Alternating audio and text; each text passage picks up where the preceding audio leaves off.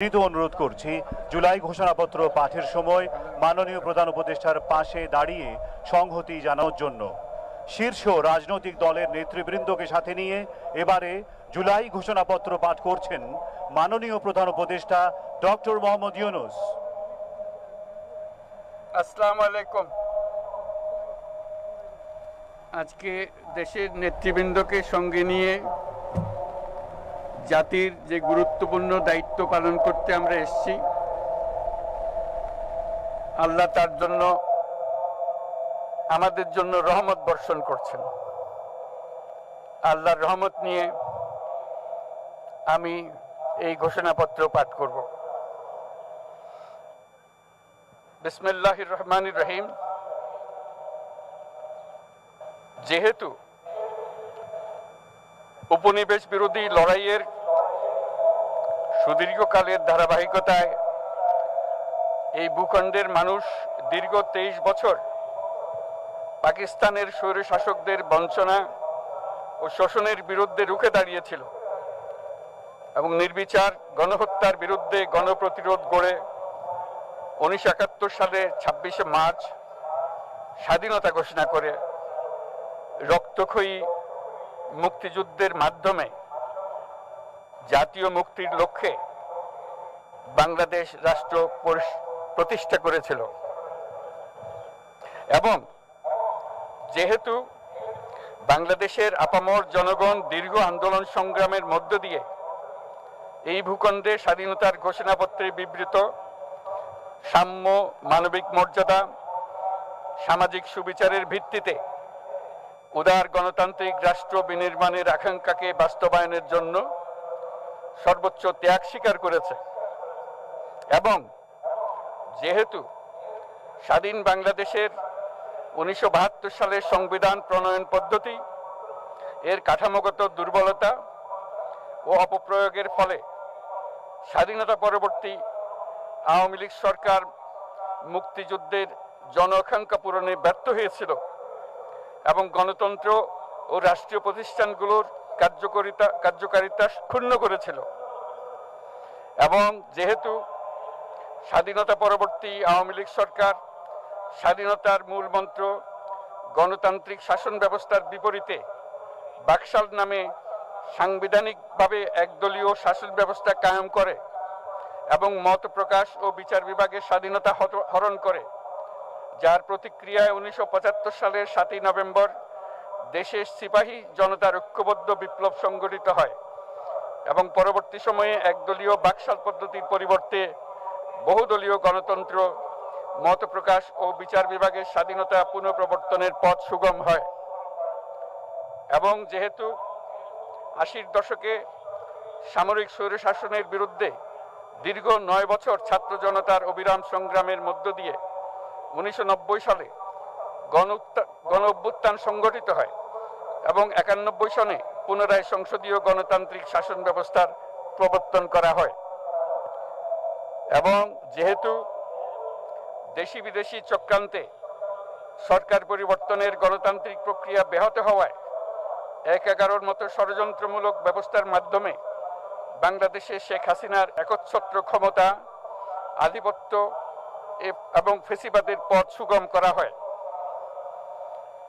যেহেতু দীর্ঘ 16 বছরের ফেসিবাদী অগণতান্ত্রিক গণবিরোধী শাসন ব্যবস্থা কায়েমের লক্ষ্যে এবং একদলীয় রাষ্ট্র ব্যবস্থা প্রতিষ্ঠার অতি উগ্র বাসনা চরিতার্থ করার অভিপ্রায়ে সংবিধানে অবৈধ অগণতান্ত্রিক পরিবর্তন করা হয়, যার ফলে একদলীয় একচ্ছত্র ক্ষমতা ও আধিপত্য প্রতিষ্ঠার পথ সুগম হয়।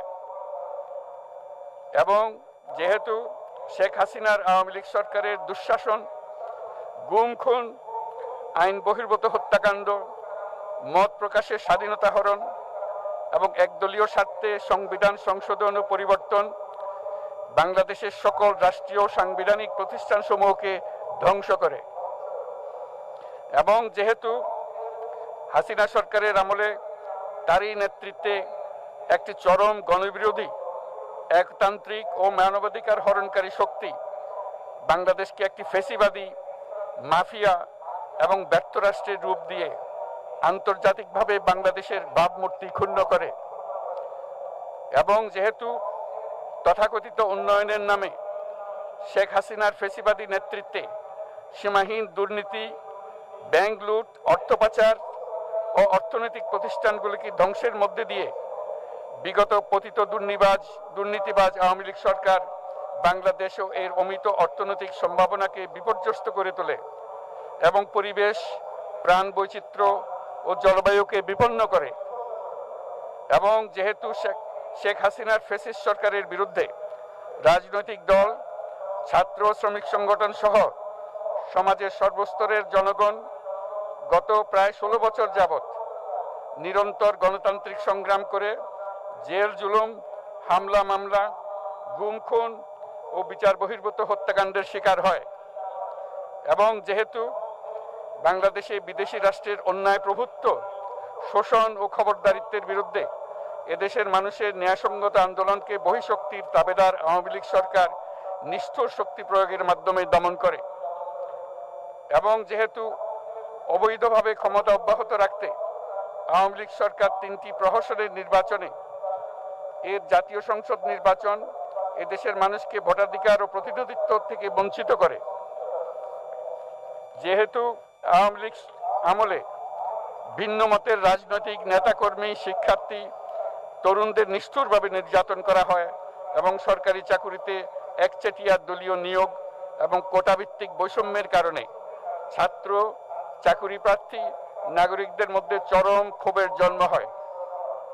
এবং যেহেতু বিরোধী রাজনৈতিক দল সংগঠনের উপর চরম নিপীড়নের ফলে দীর্ঘদিন ধরে জনরোষের সৃষ্টি হয় এবং জনগণ সকল বৈধ প্রক্রিয়া বৈষম্যমূলক কোটা ব্যবস্থা বিলোপ ও দুর্নীতি প্রতিরোধে বৈষম্য বিরোধী ছাত্র আন্দোলন চলাকালে আওয়ামী লীগ সরকার কর্তৃক ব্যাপক দমন পীড়ন, বর্বর অত্যাচার, মানবতা বিরোধী হত্যাকাণ্ড চালানো হয়, যার ফলে সারা দেশে দলমত নির্বিশেষে ছাত্র জনতার উত্তাল গণবিক্ষোভ গণ অভ্যুত্থানের রূপ নেয়। এবং যেহেতু ফ্যাসিস্ট শক্তির বিরুদ্ধে অদম্য ছাত্র জনতার অভ্যুত্থানে রাজনৈতিক দল, ধর্মীয়, সামাজিক, সাংস্কৃতিক, পেশাজীবী, নারী ও শ্রমিক সংগঠন সমূহ সমাজের সকল স্তরের মানুষ যোগদান করে এবং আওয়ামী ফ্যাসিবাদী বাহিনী রাজপথে নারী, শিশু সহ প্রায় 1000 মানুষকে নির্বিচারে হত্যা করে, অগণিত মানুষ পঙ্গুত্ব, অন্ধত্ব বরণ করে। আন্দোলনের চূড়ান্ত পর্যায়ে সামরিক বাহিনীর সদস্যগণ জনগণের গণতান্ত্রিক লড়াইকে সমর্থন প্রদান করে। এবং যেহেতু অবৈধ শেখ হাসিনা সরকার পতন, ফ্যাসিবাদী ব্যবস্থার বিলোপ এবং নতুন রাজনৈতিক বন্দোবস্তের লক্ষ্যে বৈষম্য বিরোধী ছাত্র আন্দোলনের ডাকে জনগণ অসহযোগ আন্দোলন শুরু করে, পরবর্তী সময়ে 5ই আগস্ট ঢাকা অভিমুখে লং মার্চ পরিচালনা করে এবং ফ্যাসিবাদ বিরোধী আন্দোলনরত সকল রাজনৈতিক দল, ছাত্র জনতা তথা সর্বস্তরের সকল শ্রেণীর পেশার আপামর জনসাধারণ তীব্র আন্দোলনের চূড়ান্ত পর্যায়ে গণভবনমুখী জনতার উত্তাল যাত্রার মুখে ফ্যাসিস্ট হাসিনা 5ই আগস্ট 2024 তারিখে পদত্যাগ করে দেশ ছেড়ে পালিয়ে যেতে বাধ্য হয়। এবং যেহেতু বাংলাদেশের রাজনৈতিক ও সাংবিধানিক সংকট মোকাবেলায় গণ অভ্যুত্থানের মধ্য দিয়ে ব্যক্ত জনগণের সার্বভৌমত্বের প্রত্যয় ও প্রয়োগ রাজনৈতিক ও আইনি উভয় দিক থেকে যুক্তিসঙ্গত, বৈধ ও আন্তর্জাতিকভাবে স্বীকৃত এবং যেহেতু জনগণের দাবি অনুযায়ী এরপর অবৈধ দ্বাদশ জাতীয় সংসদ ভেঙে দেওয়া হয় এবং সংবিধানের 106 অনুচ্ছেদ অনুসারে সুপ্রিম কোর্টের মতামতের আলোকে সাংবিধানিকভাবে ডক্টর মোহাম্মদ ইউনূসের নেতৃত্বে 8ই আগস্ট 2024 তারিখে একটি অন্তর্বর্তীকালীন সরকার গঠন করা হয়। এবং যেহেতু বাংলাদেশের সর্বস্তরের জনগণের ফ্যাসিবাদ বিরোধী তীব্র আকাঙ্ক্ষা এবং ছাত্র জনতার অভ্যুত্থানের মধ্য দিয়ে ফ্যাসিবাদ, বৈষম্য, দুর্নীতিমুক্ত সমাজ ও রাষ্ট্র বিনির্মাণের অভিপ্রায় প্রকাশিত হয়, সেই হেতু বাংলাদেশের জনগণ সুশাসন ও সুষ্ঠু নির্বাচন, ফ্যাসিবাদী শাসনের পুনরাবৃত্তি রোধ, আইনের শাসন, অর্থনৈতিক ও সামাজিক ন্যায় বিচার নিশ্চিত করার লক্ষ্যে নিয়মতান্ত্রিক উপায়ে বিদ্যমান সংবিধান ও সকল রাষ্ট্রীয় সাংবিধানিক প্রতিষ্ঠানের গণতান্ত্রিক সংস্কার সাধনের অভিপ্রায় ব্যক্ত করে এবং সেহেতু বাংলাদেশের জনগণ বিগত 16 বছরের দীর্ঘ ফ্যাসিবাদ বিরোধী আন্দোলন সংগ্রামকালে এবং 2024 সালের জুলাই গণঅভ্যুত্থানকালীন সময়ে ফ্যাসিস্ট আওয়ামী লীগ সরকার কর্তৃক সংগঠিত গুম খুন হত্যা, গণহত্যা, মানবাধিকার বিরোধী অপরাধ ও সকল ধরনের নির্যাতন, নিপীড়ন ও রাষ্ট্রীয় সম্পত্তি লুণ্ঠনের অপরাধ সমূহের দ্রুত উপযুক্ত বিচারের দৃঢ় অভিপ্রায় ব্যক্ত করছে। সেহেতু বাংলাদেশের জনগণ জুলাই জনগণের সকল শহীদদের জাতীয় বীর হিসেবে ঘোষণা করে শহীদদের পরিবার, আহত যোদ্ধা এবং আন্দোলনকারী ছাত্র জনতাকে প্রয়োজনীয় সকল আইনি সুরক্ষা দেওয়ার অভিপ্রায় ব্যক্ত করেছে এবং সেহেতু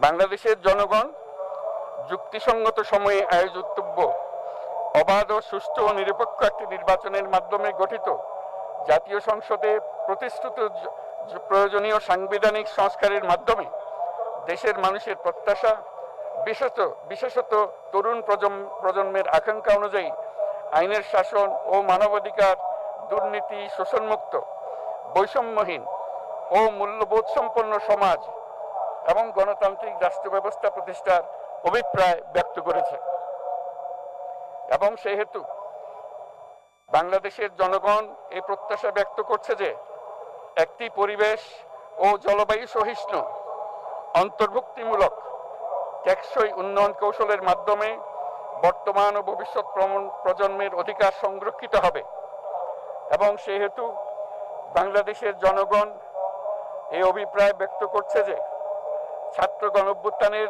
2024-এর উপযুক্ত রাষ্ট্রীয় সাংবিধানিক স্বীকৃতি প্রদান করা হবে এবং পরবর্তী নির্বাচনে নির্বাচিত সরকারের সংস্কারকৃত সংবিধানের তফসিলে এই ঘোষণাপত্র সন্নিবেশিত করা হবে এবং 5ই আগস্ট 2024 সালে গণঅভ্যুত্থানে বিজয়ী বাংলাদেশের জনগণের আকাঙ্ক্ষার প্রতিফলন হিসেবে এই ঘোষণা প্রণয়ন করা হলো। জাতির সার্বিক মঙ্গল কামনা করে আমি জুলাই ঘোষণাপত্র আপনাদের সবার সামনে উত্থাপন করলাম। আল্লাহ সকলের জন্য মঙ্গল দান করুন, জাতির জন্য মঙ্গল নিয়ে আসুক। সবাইকে ধন্যবাদ। আল্লাহ হাফেজ।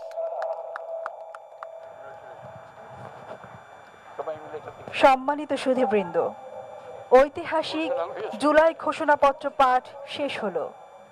রাজনৈতিক নেতৃবৃন্দ সহ উপস্থিত সকলকে আন্তরিক ধন্যবাদ। মাননীয় প্রধান উপদেষ্টা অনুষ্ঠান স্থল ত্যাগ না করা পর্যন্ত সকল সম্মানিত অতিথিকে স্ব আসনে উপবিষ্ট থাকার জন্য সবিনয় অনুরোধ জানাচ্ছি। সুধীমণ্ডলী, এবারে আমরা পুনরায় ফিরে যাচ্ছি মানিক মিয়া অ্যাভিনিউতে আজকের দিনব্যাপী সাংস্কৃতিক অনুষ্ঠানমালা ও সন্ধ্যায় আকর্ষণীয় ড্রোনের মাধ্যমে নতুন বাংলাদেশের গল্প বলায়। দেশের সকল নাগরিকের সুস্বাস্থ্য কামনা করছি। সবাইকে ধন্যবাদ। অসংখ্য ধন্যবাদ জানাচ্ছি। আমরা এতক্ষণ সরাসরি যুক্ত ছিলাম, শুনেছি আপনাদের যে সেই কাঙ্ক্ষিত জুলাই সনদ ত্যাগ না করা পর্যন্ত সকল সম্মানিত অতিথিবৃন্দকে নিজ নিজ আসনে উপবিষ্ট থাকার জন্য অনুরোধ জানাচ্ছি। All of you are requested to kindly keep yourself in your seats until the departure of the Honorable Chief Advisor.